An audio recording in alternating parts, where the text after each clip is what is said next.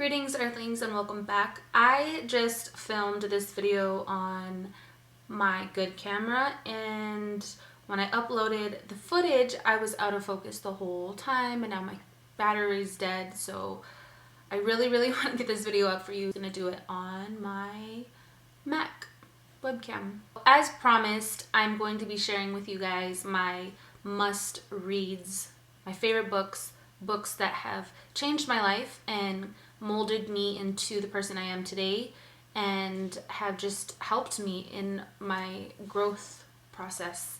As long as it resonates with you, they are life-changing. So, first book I don't have here physically with me because I gave it to my best friend because I was like, you have to read this book. And out of all these books that I'm going to share with you, if I could just choose one for the world to read, it would be this book. And this book is The Places That Scare You.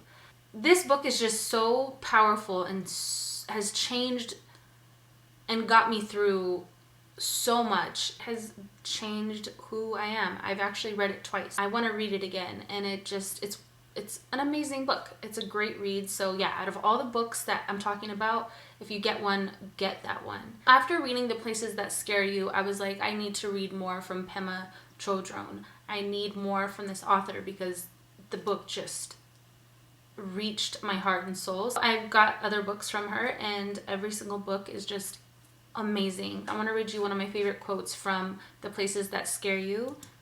Compassion is not a relationship between the healer and the wounded. It's a relationship between equals. Only when we know our own darkness well, we can be present with the darkness of others. Compassion becomes real when we recognized our shared humanity. So the next book is by Pema Chodron as well, and this is The Wisdom of No Escape. And I actually got this book on Amazon. I get a lot of my books from Amazon and I buy them used. So this book I think I paid like $4 for. So yeah, if you do want to like purchase all of these books, get them on Amazon, and they have like options from like new or used, and you can get them used and they're a lot cheaper. But this book is about saying yes to life, about making friends with ourselves and our world, and about accepting the delightful and painful situation of no exit.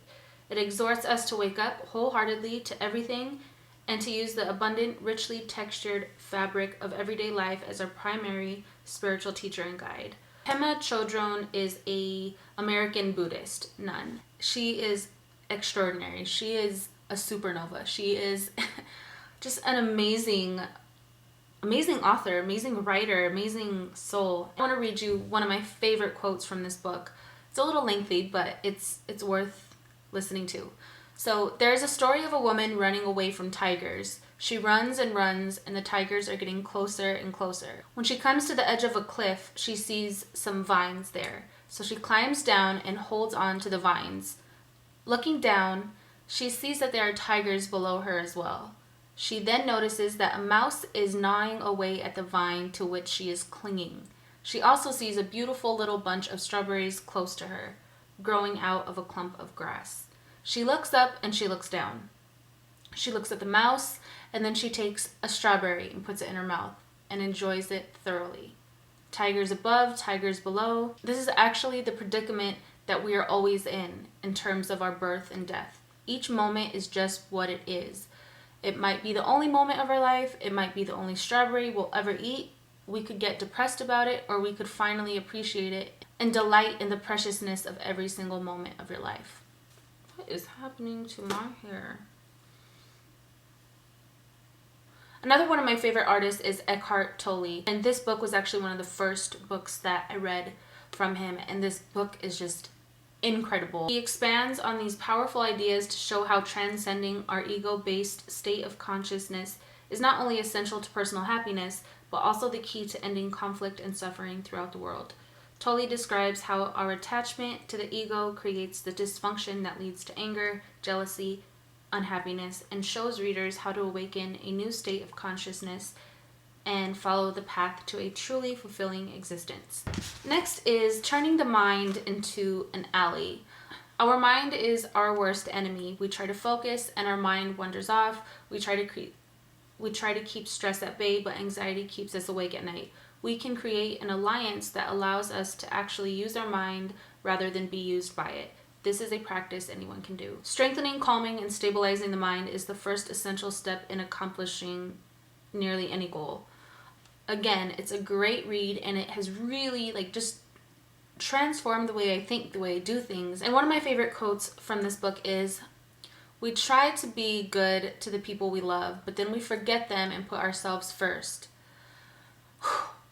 Sorry, this whole like quote just really like has changed how I love other people. And yeah, okay, sorry.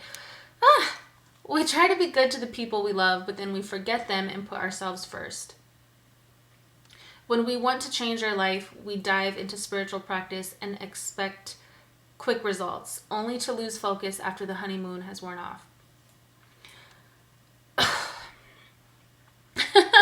What's wrong with me right now? We return to our state of bewilderment. We are left feeling helpless and discouraged. It seems we all agree that training the body through exercise, diet, and relaxation is a good idea, but why don't we think about training our minds? Why? Yeah, so that book is just, it's amazing. Another quote from that book is, "True happiness is always available to us, but first we have to create the environment for it to flourish." Another one is, "When stress is the basic state of mind, even good things stress us out. We have to learn to let go." This book, I am not done reading it. I'm currently reading it, but it is amazing so far. And Anthony is actually reading the 5 languages, the 5 love languages for men. Really opened my mind to how I view the love I give and how I view the love I receive. And it's a great, I feel like this book would make a great wedding gift or like engagement gift, whatever, birthday gift, whatever gift. It's a great read, and so far I'm just like, it's hard to put it down. This book is by Gary Chapman, and one of the quotes that I really love that stuck out to me a lot is, "Forgiveness is not a feeling, it is a commitment."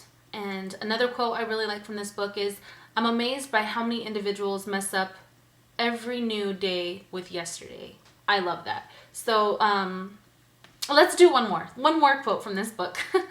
"People tend to criticize their spouse most loudly in the area where they themselves have the deepest emotional need."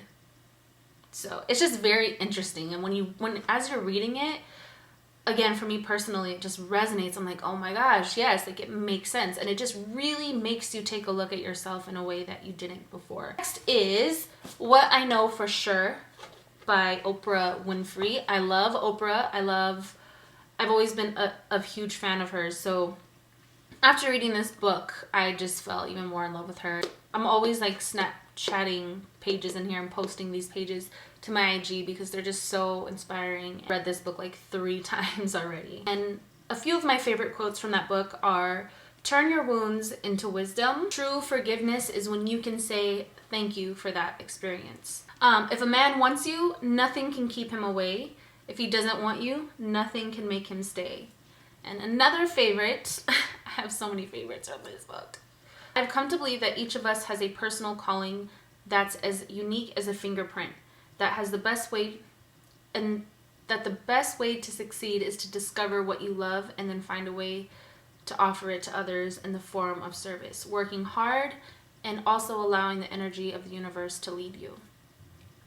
This book is The Seat of the Soul by Gary Zukav. I don't know if I'm saying that right. It's just filled with wisdom. And it almost has like a poetic style of writing to it. And a few of my favorite quotes from this book are, "Eventually you will come to understand that love heals everything, and love is all there is. For every action there is an equal and opposites reaction. You receive from the world what you give to the world." Boom. "Reality is what we take to be true. What we take to be true is what we believe. What we believe is based upon our perceptions. What we perceive depends upon what we look for. What we look for depends upon what we think. What we think depends upon what we perceive. What we perceive determines what we believe. What we believe determines what we take to be true. And what we take to be true is our reality." Love that. The next book is The Lover's Dictionary. And this isn't so much like a self-help book, but it is a great read. And it's really short. You could read this in like one day if you wanted to. So how does one talk about love? Is it even possible to describe something at once utterly mundane and wholly transcendent that has the power to consume our lives completely while making us feel part of something infinitely larger than ourselves? Taking a unique approach to this age-old problem, the nameless narrator of David Levithan's Lover's Dictionary constructs the story of a relationship as a dictionary. I fold pages in my book when I'm like, oh my god, I need to read that again. And like, I folded almost every page in this book, so I'm like, I'm just gonna read it again. And some of my favorite quotes from that book are, I think I posted this one on my Instagram. Even when I detach, I care. You can be separate from a thing and still care about it. If I wanted to detach completely, I would move my body away. I would stop the conversation mid-sentence. I would leave the bed instead.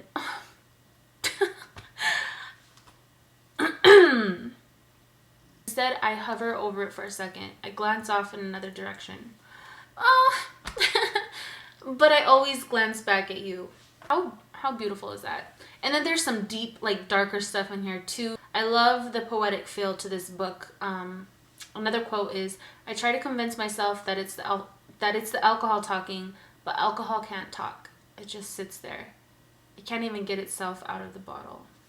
Love that. Okay, so those are my favorite books. I'm gonna leave them listed down below. And again, I recommend buying them off of Amazon used. It's just gonna be so much cheaper. But I will put them, oh, this is gonna be so hard. I was gonna say I'm gonna put them in the order that I recommend you read, but I say read them all. But for sure, again, if you buy one book, The Places That Scare You, get that one. Or do that one first. Yeah, I hope you guys enjoyed this video. I will see you guys very soon. I filmed this makeup tutorial. I filmed this makeup for you on a new camera that I just purchased. So fingers crossed that the lighting and everything goes okay, because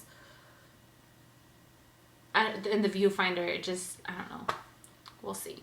Alright guys, thank you so much for watching, and I'm going to leave all my links down below to my social media platforms. Alright.